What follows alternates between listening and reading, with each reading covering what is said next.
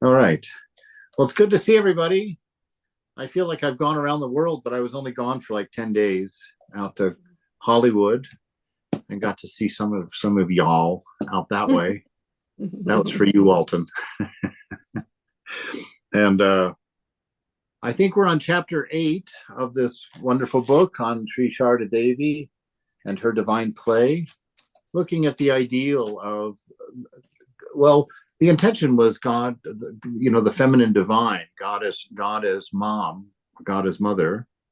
But that's not just the limitation. I mean, you can have any relationship, even if God is mother. You could certainly have God as wife, or God as daughter, or God as friend. And so it's not limited to that. But the book is taking us a lot of different places to kind of round us out in a nice way, because anything that we talk about in these classes are not limited to just that perspective of the divine. Like, we should definitely follow our heart. If you're attracted to God as mother, then God is mother for you. And it's not that you pretend, it's that for you in your universe, the divine will appear as mother for you and will meet you as mother. Because the divine, from my understanding of things so far, will reveal itself to you as your highest ideal of love. And I've heard of some of these near-death experiences where people die and go through that tunnel, which is a fairly common description. And some of them see Jesus at the other end, some of them see God at the other end, some of them see their grandfather at the other end, some of them see their wife, their families. So I think it seems to me, the way I thought about that and reading that the divine really wants to reach you through love in any way possible. And if that ideal is feminine for you, then that is reality. If that idea is masculine for you, or somewhere in between, or nothing of gender at all, God is that for you, to meet you in the route of least resistance, let's say. And so as we study the divine as mother, that's not an absolute. That's one of the beautiful things about the Vedanta, is its breadth. Its concern is the growth of love in your heart, in your life, in your being, and ultimately your realization as being the pure source of that. And love has manifested everything in this universe. And so God is indeed broad, and wide, and creative, and wonderfully diverse when we're in the universe of diversity. And so that's always an important thing to remember. But it's also equally important to make sure that you choose a path.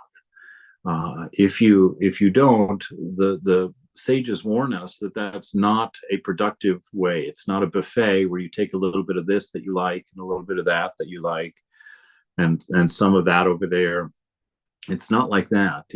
You should choose a tradition. If you're raised Christian and you don't feel wounded by that, then Christianity is a good place for you to work. If you're raised as a Buddhist, or if it appeals to you and you weren't raised with anything, but follow a path, because each path has its own scaffolding that's interconnected. And so the teachings of that path support each other, interlock with each other to take you forward.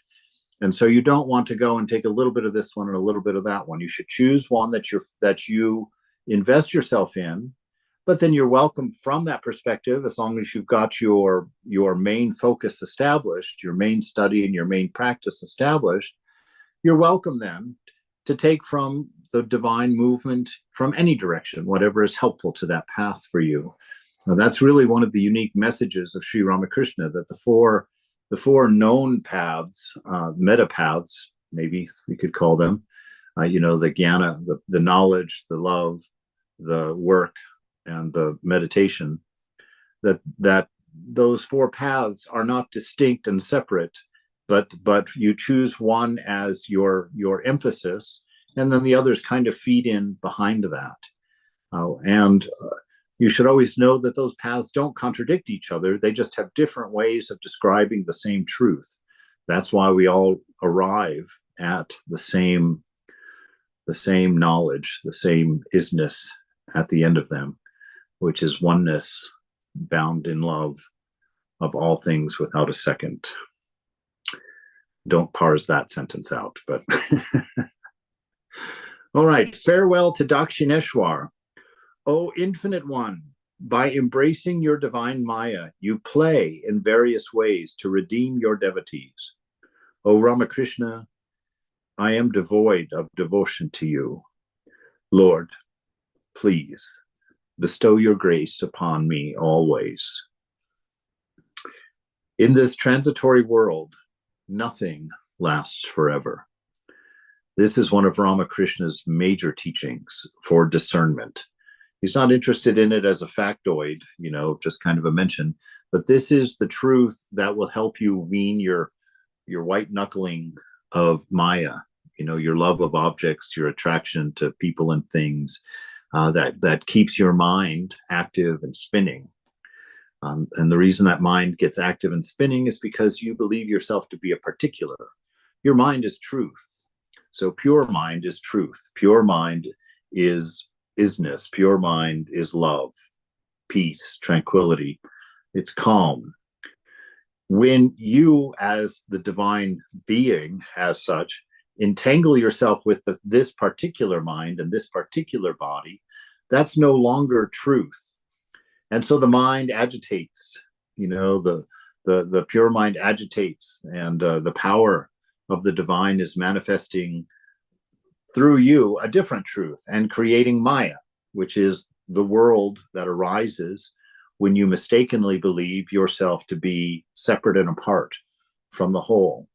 And so we're trying to return to that knowledge that we are not any particular thing, that we are the essence of all things. And that happens through our expansion of understanding, an expansion of heart, a growing in our acceptance of divine love, unconditioned, the faith that grows out of being exposed to an unconditioned love of the divine as grace. And that is why we grow. Grace is everywhere present. It is the reason that you can change. It's the reason that you can transcend, that you can grow and become a better person. And so that's how it's done. We are that by nature already. We have the infinite potential of divinity within, and it's up to us to activate that potential, to uncover the dust of ignorance from it, so that we can know the truth, and at that point either be a blessing for humanity or transcend it altogether, as it will be for whatever you decide. I assume it's a decision at that point, because Thakur seems to say that there are places. He says that God takes form when the devotion of the devotee makes him take form, like water, exposed to cold temperatures, freezes into a form of ice. And so whatever your highest ideal of love is, God will take that form for you. And not only that, but he also says elsewhere in the gospel, I'm just riffing right now, I don't know where I'm going, but this notion that there are places in this infinite ocean of divine bliss where the ice never melts. He says that. It removed the top of my head because it was contrary to what I had thought, but I liked it because that makes room for that statement when he says there are some people that want to taste sugar. They don't want to become sugar. And so there is a loka, or a place of blessedness, where someone can just go to live in the company of their highest ideal of love forever. And, this is all within the divine play. How it all comes together, you'll have to come back and tell me. I don't know. I just get these pieces from the scriptures and just kind of open to the truth of that. So God is your very own. That's what he means. That's what she means when she says that she is your very own, in your very own universe. And she is full of grace and full of an unconditioned love. And it's up to you to meditate on that so that your mind can open to it and activate the grace and find the inspiration and transcend. So in this transitory world, nothing lasts forever. Holy Mother's joyful days in Dakshineshwar came to an end in 1885. Ramakrishna's throat began hurting in April of that year. And despite his difficulty with eating and speaking, he continued to teach, though several physicians advised him against talking and going into ecstasy. I wish that, not the throat problem, but I wish that a doctor would tell me that I would have to stop going into ecstasy. Which, well, that'd be a nice problem to have. Holy Mother was concerned and began to prepare soft food for him, such as farina pudding. Years before, Ramakrishna had predicted the time of his passing. Swami Sharadananda wrote in Sri Ramakrishna and his divine play the following: 4 or 5 years before his throat disease appeared, he said to Holy Mother, "When you find me accepting food from anyone and everyone, spending nights in Calcutta, and feeding a portion of food first to someone else and afterward eating what is left, then you will know that the day is near when I shall leave this body." Such things began to happen some time before the master fell ill. He accepted invitations from various people in Calcutta to visit their homes, where he ate all sorts of food that anyone offered him, except cooked rice. The master had also stayed some nights at Balaram's house in Calcutta. Before the master's illness, Narendra had been suffering from dyspepsia and did not want to visit Dakshineshwar for many days, thinking that his special diet would not be available there. So early one morning, the master had Narendra brought to Dakshineshwar, and he fed him some of the rice and soup that had been cooked for himself. He then ate what was left over. Holy Mother objected to this and wanted to cook fresh food for him, but the master said, "My mind did not hesitate when I offered the first portion of food to Narendra. It will not do any harm. You do not need to cook again." Holy Mother later said, "Although the master tried to reassure me, I was brokenhearted as I remembered his prediction." So you see that the master there, even as he's entering the final phase, really, of this identity with body, of presenting a body as teacher for us, we see that as he nears that boundary, that his mind is expanding even beyond the vast level that it already existed at. The ideas of purity and impurity had fallen below him.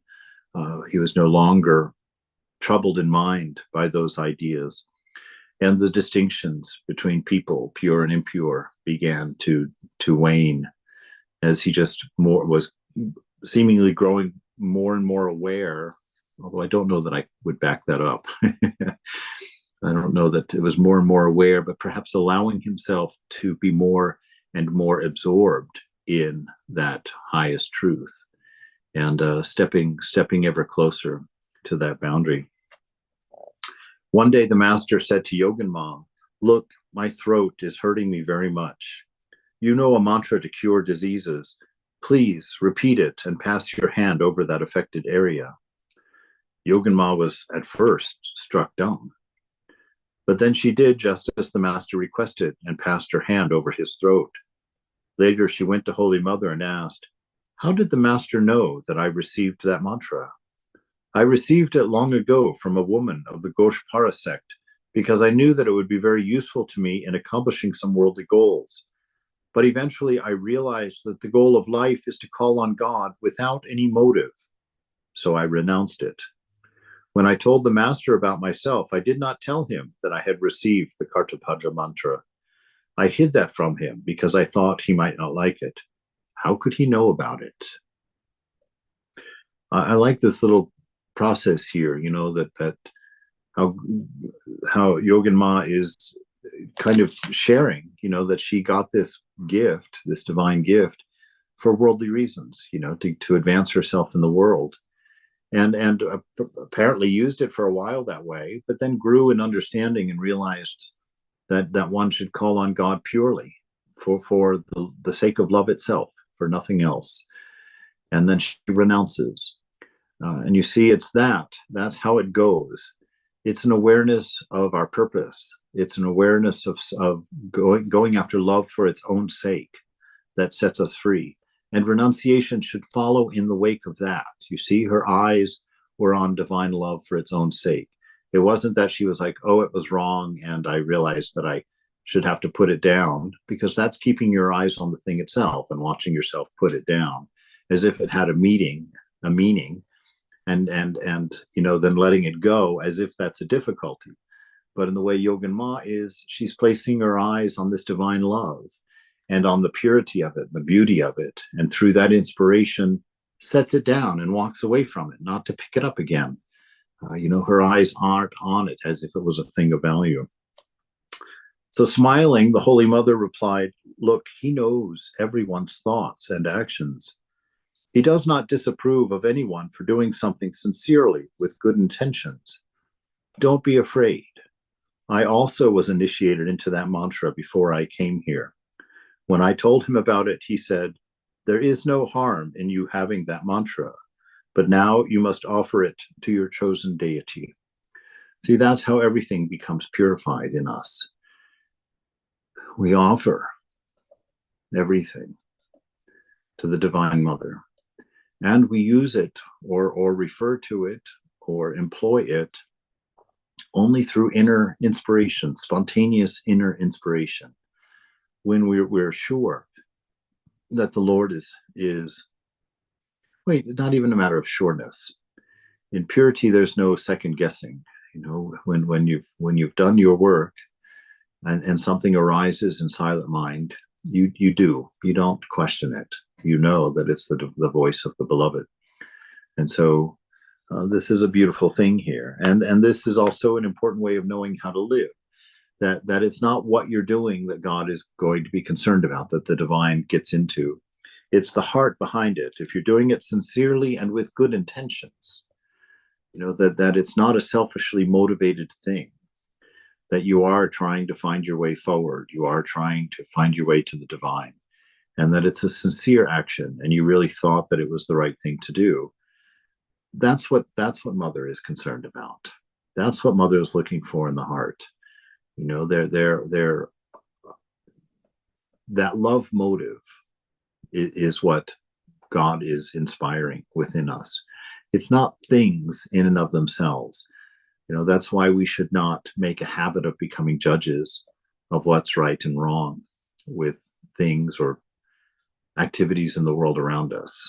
We should always be looking at heart, and this is the way that we can learn to live together in peace, even with disparate viewpoints on the world. I remember when I was down in North Carolina helping someone move, and she had hired this local guy to help her move. He was an old man, and we were carrying stuff out of her house to go to the Goodwill store. And he told me, he says, the world is flat. It's not round. And I was like, oh, is that so? He's like, yeah. He says, people have been lied to. And he went into the whole idea of how he had arrived at, the world being flat. And I could tell he was trying to, get a rise out of it. But, Mother, at that point, because I just wasn't interested in the fight myself. So I told him, I said, I really don't care what you think about the world. What difference is that going to make to me or to you? I said, how's your character? Are you honest? Are you a man of integrity? If you're that, then we'll get along just fine. You can have a flat world. You can have any world you want, but be a person of integrity, be a person of truth, of love. And that will get us there. And so that's how we can use this to kind of oil our passage through this world, is to look at things that matter and not things that don't matter. And I did a vlog yesterday, kind of some things that Mother has been teaching me, really challenging me on, actually, is this notion of don't ask about opinions, don't ask about ideas, don't ask about thoughts. Ask people about what they want, what they love. And through that, you will find out what their opinions are. Through that conversation, you will find out what their politics are. You will find out what their whatevers are.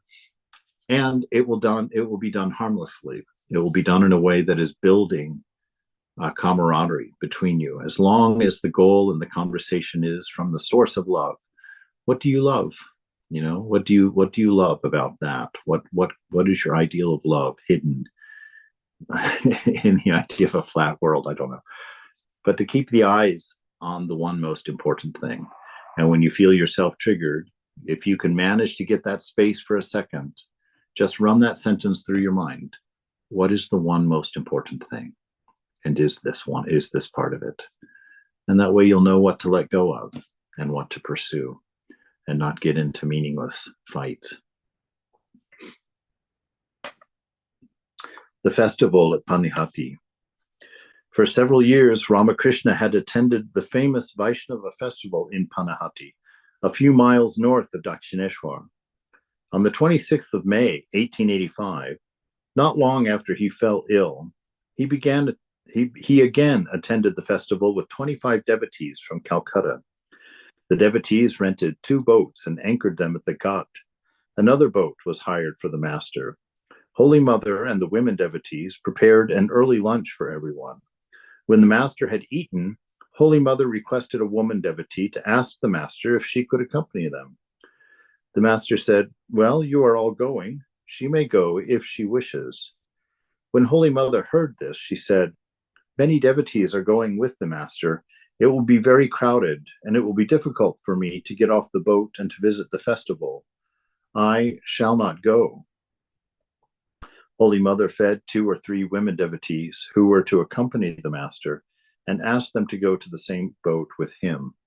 The master and the devotees left at 10 o'clock in the morning and returned at 8:30 that night. The master had sung and danced in ecstasy at the festival, even though it had been raining. He was exhausted. So this is an interesting picture here.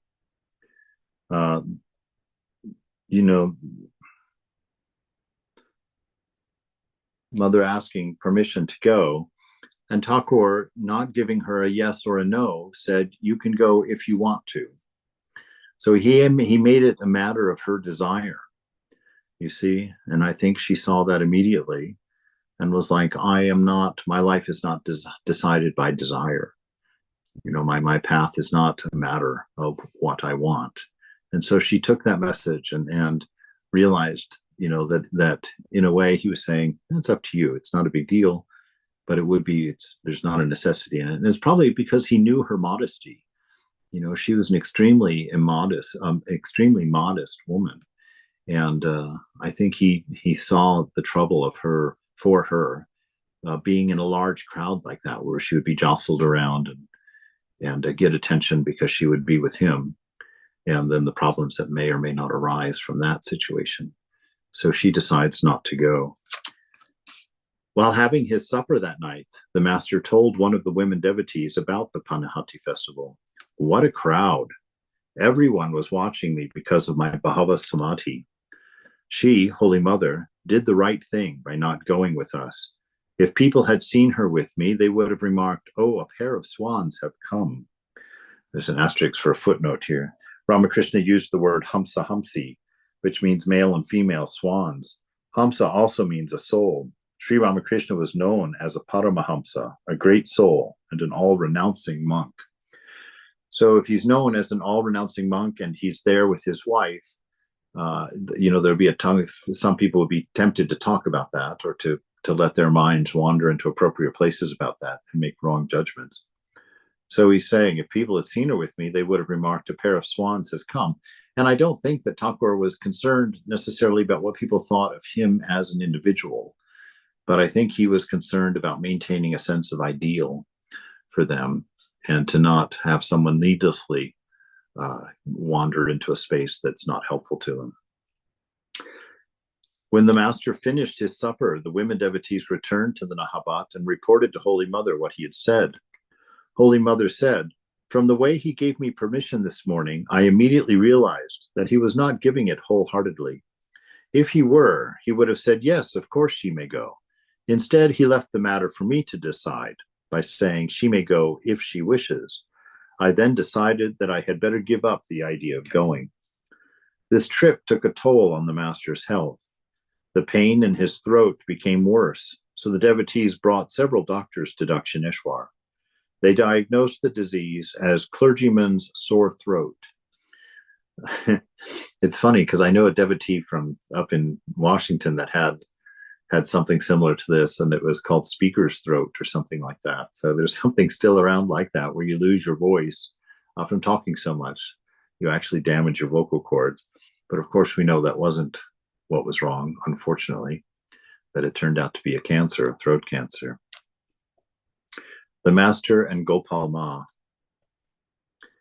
A couple of months later, in July of 1885, Ramakrishna attended the chariot festival of Jagannath at Balaram Basu's house in Calcutta. He stayed for 2 days. On the third day, he returned to Dakshineshwar with Gopal Ma and other devotees. Balaram's family had given Gopal Ma some clothes, a ladle and other cooking utensils, and some other articles, knowing that she was poor and she needed them. When the master saw the bundle of gifts in the boat, he became grave and talked about the glory of renunciation. He did not look at or talk to Gopal Ma at all, which broke her heart. That's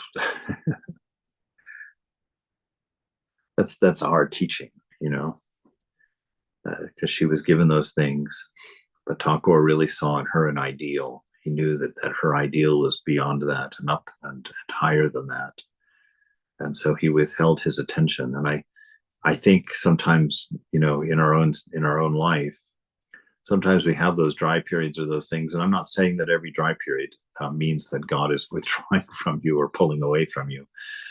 Actually, I don't believe that that's true at all. I think a lot of times it's just part of the sport, part of the seeing, allowing you to find your own inspiration, finding your own faith and your own strength, that the master may do that for a while. But here we see that this pristine ideal of renunciation that is the ideal for us, that we wouldn't accept anything that we didn't need in the moment, and that we would trust as mother for all of our provision.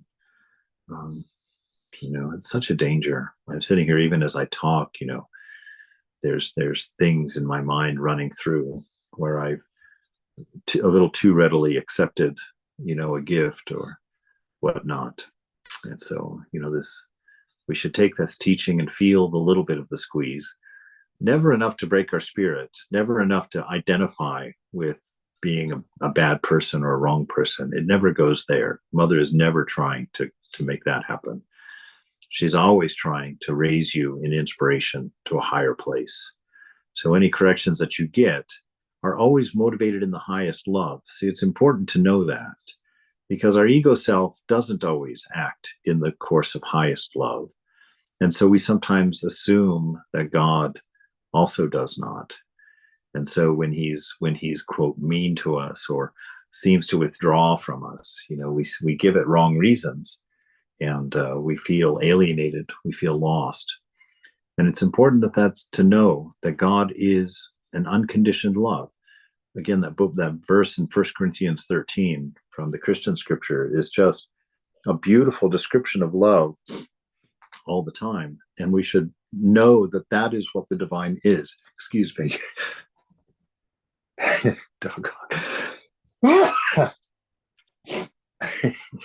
that is what the beloved is. We should never lose sight of that. Even in our most desperate hours, you must always know the love that God has for you is not a matter of condition. It's a matter of oneness.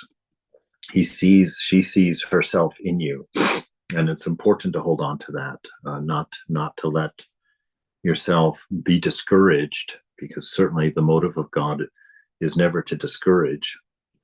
It's always to encourage and to lift your eyes off of something low to put it on something higher, like that. So always know in your relationship with God, there is no abandonment in that sense.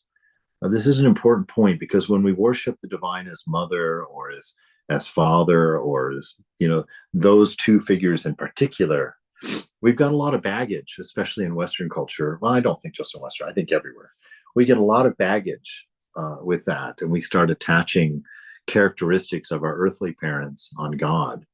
And that can be quite troublesome. That can be quite troublesome because, our parents are in the same condition that we are, a state of not knowing our nature. And so be sure and watch for that, as you go inside, and watch the movements of your mind, become aware of its patterns and whatnot.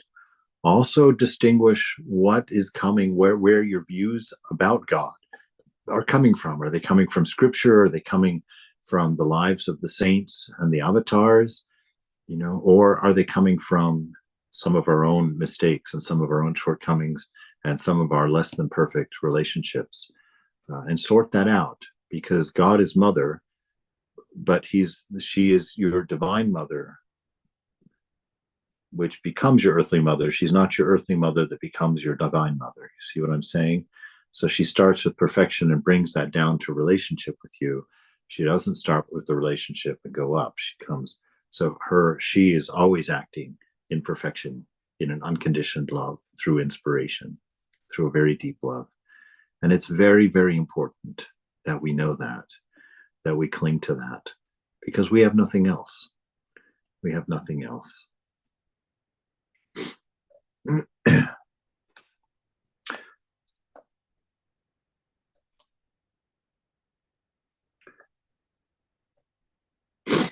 All right. He did not talk to Gopal Ma at all, which broke her heart. As soon as she reached Dakshineshwar, Gopal Ma went to the Nahabat to see Holy Mother and said anxiously, "Oh, my child, Gopala, Ramakrishna, is annoyed with me because he has seen this bundle of things. What shall I do? Shall I distribute them here instead of taking them home?" Seeing her in such distress, the compassionate Holy Mother, consoled her, saying, "Don't worry, Mother. Let the Master say what he wants. You have no one in the world to help you. You accepted these things because you need them." This this is the power of God as mother. I think that inherent in motherhood is an incredible, vast ability for patience, for compassion, for an expression of love before getting involved in the legalities of things. And so Mother has done this on many occasions with Thakur, actually, where she showed that motherhood has a bigger heart than that. And it's really a beautiful thing, so that when you are running through those periods of time where you really are feeling less than faithful or less than perfect, or the guilt and shame are trying to get a hold around the edges, and you just can't approach God as Father, can't approach Thakur or Jesus, that you can go to the higher court, as Swami Brahmananda said about a brahmachari one time. "Oh, I see you've taken it to the high court." You go to the mother, because ultimately Ramakrishna makes very interesting statements that it's Mother who unties that final knot for you to have your realization. That Mother has to be propitiated, first. And Mother demonstrates herself to be the very definition of compassion, of love. So she's comforting Golap Ma here and saying, no, don't worry. Don't let that enter into your relationship with God. You got them from a good place and from a good motive. It's all right. So her grace reaches her and touches her. And so you can always go to Mother. If you can't go to God in any other way, you can always approach God as Mother. And there's no limit to that compassion for the sincere heart. And even for the insincere heart, if it wants sincerity. Nevertheless, Gopal Ma took a piece of cloth and a few other things from the bundle and gave them away. So she made the teaching her own in that sense. Extremely anxious, she cooked 2 different curries for the Master and carried the food to him. The omniscient Master saw that she was repentant and said nothing about the matter. He smiled at Gopal Ma and began to talk with her and behave in his usual manner. She was greatly relieved. After feeding the Master, she returned to her home in Kamarhati that afternoon. Now, So do the right thing and keep going. That's the message. Do the right thing and keep going. Don't look back. Don't make it bigger than it was. Don't overthink it. Just do the right thing and keep going. Again, that comes directly from Brother Lawrence as well in our reading that book in the Vedic Christian class. His whole method can almost be reduced to that. He said, if in a moment I realized I was doing something I shouldn't be doing, I stopped. And if I realized I wasn't doing something that I should be doing, I started doing it. And that's the whole of religion.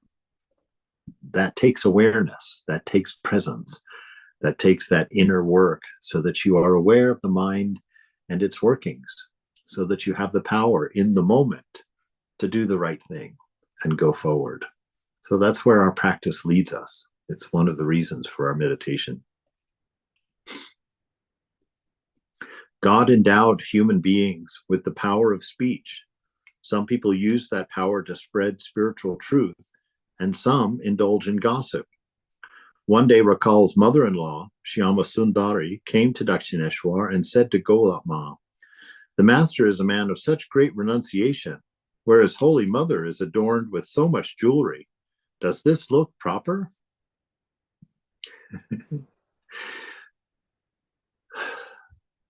We don't really have to talk about this one, but it's very important. There's too much of this in some of the places I've lived. There's too much of this, too much gossip. Look at this person, Rakal's mother-in-law, taking on a position that is really outrageous, that she's putting herself in the position of judging Holy Mother,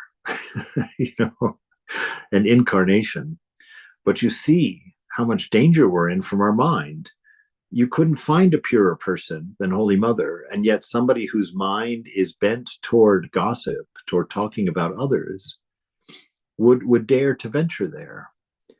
And it's only incidental that it's Holy Mother that they're talking about here. Any brother or sister of yours, which means all of humanity, it's not your place to judge. It's your place to serve and to help, to lift up with positivity, with strength. If that person asks you a question for teaching or wants to know something more than that, then you act, then you tell them, a more distinct truth. But unless you've been given that position by their request or by your guru's request, it's not our place to look at someone's life and make a judgment about it. You leave that to them. If you're concerned about it, then tuck it in the depth of your heart and go to the shrine and pray for the best for them. Then Mother will protect them and Mother will lift them up, and leave the matter at that. Do not let these negative things come out of your mouth about fellow devotees. I don't care why, what, how, or when. You do not do it. It is not our place. It's a cancer that breaks down love in a community. And our community in particular, in our Sangha, we rely on that love. We are the ship that a part of that ship. We're not all of the ship, but we're a part of that ship that takes us across this ocean of ignorance. And if we don't have each other's back like that, if we can't depend on the safety of each other, how will we open our hearts to each other? You see, that's the real danger. If someone's judgmental in the group, that you don't want to share your struggles with them because of what they'll think about you or what they'll say about you. And if we can't open our heart to one another in an honest way, if we can't break this habit of pretending that we're more than we are, we have no hope. There's no sincerity in that. There's no earnestness in that. And so definitely, please, each of us, watch your heart carefully. Do not judge others and do not gossip about the shortcomings of others for any reason. It's a fool's errand to think that there's a good reason to criticize someone else to another person. There is no room for that in the Sangha of the divine, in the family. Does this look proper? Golap Ma was a very simple woman and could not keep secrets. She told Holy Mother what Shyamasundari had said about her jewelry. Holy Mother listened silently. When Golap Ma left, she took off all of her jewelry except for 2 bangles. The master knew nothing of this incident. The next morning, Yogan Ma came to Dakshineshwar and found Holy Mother wearing only 1 pair of bangles. Surprised, she asked, "What is the matter, Mother?" The Holy Mother told her what Golap Ma had said. Yogan Ma persuaded her to put on earrings and 1 more piece of jewelry. She never again wore the other jewelry, because just after this incident, the master fell ill. A short time later, hearing about this commotion over the jewelry, the master said, "What is this? She did not adorn herself with jewelry. It is I who arranged for her to have that jewelry." In another place, he says that she was the goddess of wealth, that naturally she wore that as part of her position as the divine. It was not out of a sense. I mean, look at the rest of her life. My God, the level of modesty in Divine Mother will crack any hard heart open. She would never have done that. See, but it's wonderful that even though there was none of that in her, that she didn't want to be a cause for anybody else's stumbling. And so she took it off just of her own accord, because she just didn't want to be a stumbling block to anybody else, regardless of what the judgment was, whether it was right or wrong. It was done out of love, not done out of shame or an admission of guilt on her part. It was done out of love, to not wanting to be an obstacle to one of her own devotees. The end approaches. The master was now preparing to end his divine play at Dakshineshwar. 1 month after the chariot festival, he said to the Holy Mother, "When you notice that many people accept me as God and show their love and respect for me, then you will know for certain that my time for departure from this world is imminent." In the last part of August, the master's throat pain grew worse. The devotees could find no remedy. One evening, his throat began hemorrhaging. Narendra said to the devotees, "He who has made us all so happy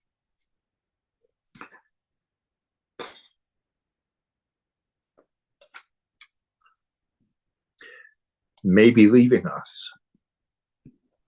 I have been reading medical books and questioning my doctor friends. They all say that this kind of throat ailment can develop into cancer. This bleeding makes me even more afraid that it is cancer. If so, there is no known cure for it." The next day, a few senior devotees visited Dakshineshwar to ask that the master move to Calcutta so that he could be treated more easily by the doctors. He agreed. There is a saying, the water is pure that flows, and the monk is pure who moves and wanders, right? So that non-attachment, that's what he would be referring to there. During the 50 years of his life, Ramakrishna lived over a period of 30 years at Dakshineshwar, which was the stage for his divine play. He loved Dakshineshwar dearly, but he had no attachment to it. Ramakrishna left Dakshineshwar on the 26th of September, 1885. He stayed at Balaram's house in Bug Bazaar for 7 days, and then on the 2nd of October moved to a house that the devotees rented for him at 55 Shyampukur Street, not far from where Balaram lived. Golap Ma lived in her home, prepared the master's food there, and the young disciples took responsibility for nursing him. It was not an easy task to cook for Ramakrishna, who could not eat food touched by impure persons and had an extremely delicate system. The diet of a cancer patient is just as important as medicine. I saw this in Swami Prabhupada in the years that I lived with him. One of the things that I was amazed in his discipline was that when the doctor told him that he shouldn't eat something, it was as if that thing evaporated from the planet. He never again ate it, never talked about it, never mentioned it, never seemed to even struggle with it. It just simply disappeared. And when it came down to his last days, there was his he had 3 pages double sided of diet restrictions.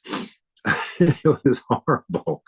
He could not eat anything that he enjoyed, and it was nothing to him, nothing at all.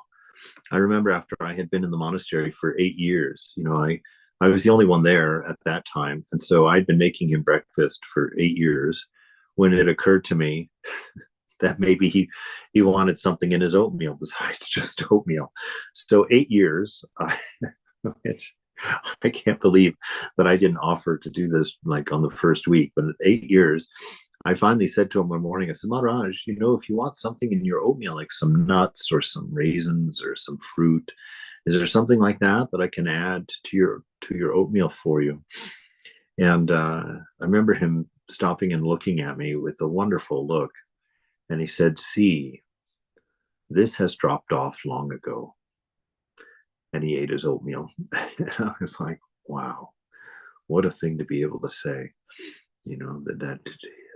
that's because the scriptures say that for a monk, that the sense of taste is the last to go, because it's really the only one that we're still in charge of, that we still that a monk still has access to. And so it's the last one to go. And to be able to watch over a period of more than a decade, watch Prabhupada just exercise such a beautiful and pristine renunciation, was really a gift that I'm giving to you right now. In that memory, in knowing that I have never known a greater renunciation than what I saw in Swami Prabhupada. And I think that a large part of the reason I was taken to that center was because Mother knew that this wily character would have looked for any excuse to let myself out of that monastery, to run away. If I had seen any hypocrisy in that man, or if I'd seen any permission, something that I would have taken for permission to run away, I would have taken it. And that's the thing that I know about Swami Prabhupada. He was not in any form, from any angle, a hypocrite. He was the pure and real dedicated devotee to the mother. And so this renunciation, your life, makes a difference to the people around you. It's not just you that it affects. And not that we live for others, but it is good to know if we're not thinking it's important enough on ourselves, if we're not taking it seriously enough. And this is for me that I'm saying this, that if we start thinking that these are personal things and we'll take care of them when we get to them or whatever, I know that that's not true. That mother may not be able to use you if you haven't guarded yourself, if you haven't done your best, if you aren't being earnest and sincere. And so use that as another rope in the ladder, another motivation to walk this walk, to talk this talk, to be true and sincere in your life.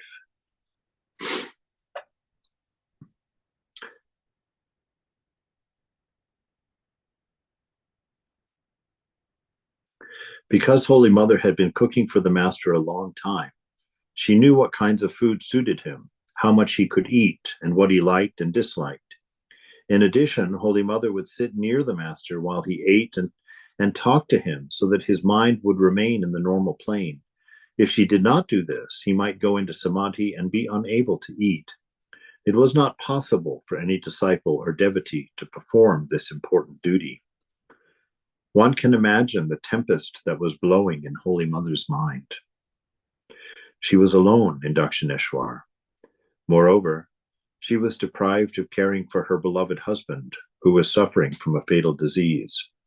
Her body was in Dakshineshwar, but her mind was with the Master in Shyampukur, where she could not go because arrangements had not been made for her, She fortified her heart with hope, with faith, and with prayers as she patiently waited in her small room in the Nahabat, crying to the Divine Mother for help so that she could serve her husband during this critical time. You see, that's how you maintain a positive attitude, instead of blaming the devotees for being thoughtless or, questioning the master's relationship with her or any number of things that would go into a normal mind. Mother instead camped her mind in hope, faith, and prayers. Just all characteristics of surrender. Of surrender, of non-resistance in the moment.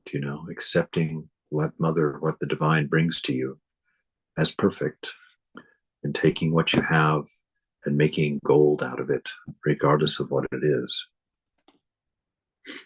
While the Holy Mother was thus passing anxious days at Dakshineshwar, Golab Ma thoughtlessly made a cruel remark that hurt her deeply. One day in the course of conversation, Golab Ma said to Yogan Ma, "Yogan, it seems that the master is annoyed with Mother, so he has gone to Calcutta." As soon as Holy Mother heard about that comment, she burst into tears. This is that thing when you apply your worldly experience to a divine person, it doesn't work. It doesn't work. It's our own experience of the world, our own judgments that aren't based on, this on a higher knowledge. We'll make wrong assessments like that. So we have to be really careful. I mean, she brings the Divine Mother to tears. As soon as the mother heard about that comment, she burst into tears. She immediately hired a carriage and went to the house in Shyampukur, accompanied by Ramlal. She tearfully asked the master, "Is it true that you have come here because you are angry with me?" Ramakrishna replied, "Not at all, no. Who told you this?" "Golab," she responded. Ramakrishna replied angrily, "Ah, she made you cry with this falsehood. Does she not know who you are? Where is she? Let her come." This is really, there's a lot going on here that can be applied to your practice. That when you feel, or someone has said, or you've presumed that God is angry, or that God is displeased, or God is whatnot with you, instead of believing it and reacting to it and getting caught in it, what do? You go to the shrine, just lay it before the Mother, and sit there quietly. Just sit there quietly. Offer it. Let go of all of its effect on you, positive or negative. Just hand it to the Mother and open yourself before the divine. And remember an unconditioned love. And be healed. Be inspired. Be lifted up from it. So Holy Mother returned to Dakshineshwar with her peace of mind restored. That evening, Golab Ma went to see the master. He scolded her severely and said, "Why did you make her cry with such a baseless story? Don't you know who she is? Go to her right now and beg for her forgiveness, or I shall not accept your service anymore." The next morning, Golab Ma walked to Dakshineshwar and fell at Holy Mother's feet, saying tearfully, "Mother, the master is terribly angry with me. I made that statement without thinking. Either chop off my head with a kitchen knife or forgive me." Holy Mother, who could never harbor ill will against anyone, laughed and gently patted Golab Ma's back, saying, "Oh, dear Golab." Holy Mother asked Ramlal to write a note to the master saying that she had forgiven Golab Ma. Thus, the misunderstanding was cleared up, and Golab Ma returned to Calcutta to serve the master. That's the way things are taken care of in Sangha, in love. If we realize that we've hurt somebody, we've realized that we've said something wrong, we go and just completely offer ourselves to that person and ask their forgiveness. And as that person, we give forgiveness immediately and we laugh.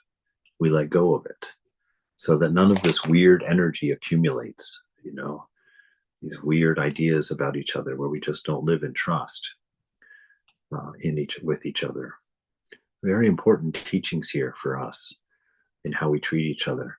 This is why the master, perhaps, it's too bold for me to say that anything was why the master did something, but nonetheless, it's here for us to look at. And this is the message. Take care of your disturbances immediately. The very next day, she walked all the way to Dakshineshwar to do and take care of this business of cleaning up a mess that she had made by not thinking, by being impulsive. And so this is how you do it. You go, you apologize, you get forgiven, you go to the Lord and say, I've been forgiven. I confess this to that person. And then you go forward. Nothing more, nothing more said about it. Holy Mother was then 32 years old. She was an embodiment of patience and fortitude, and she spent her days in prayer and meditation. During her early days in Kamarpukur and Jairambati, she learned the Bengali alphabet, but she had not finished her studies. About this time, a girl from the Mukhopadhyaya family came to bathe in the Ganges every day and stayed with Holy Mother at the Nahabat for a while. She taught Holy Mother how to read, using the Ramayana and the Mahabharata. A few days after the master moved to Shyampukur House, his devotees called in Dr. Marendralal Sarkar, whom the master had met years earlier. When the doctor recognized Ramakrishna, he said to the devotees, I shall treat him to the best of my ability, and to help you in your noble cause, I will not accept any payment. Now that the master's medical care was settled, the devotees grew concerned about his diet, which was vital for restoring his health.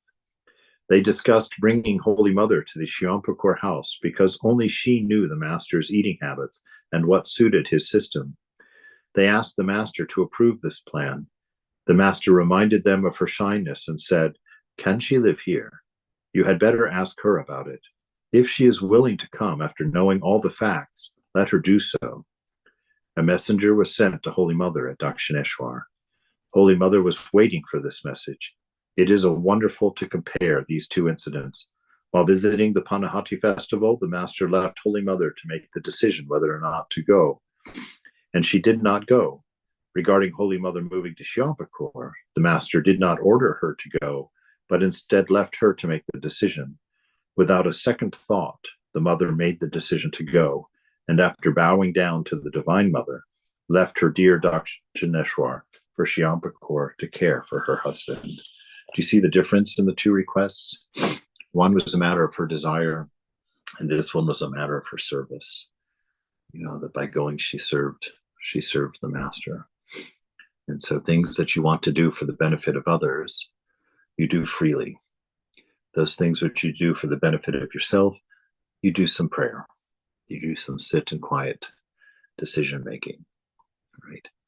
But those things that are done out of service, out of love for others, for God, for serving, go, do, love.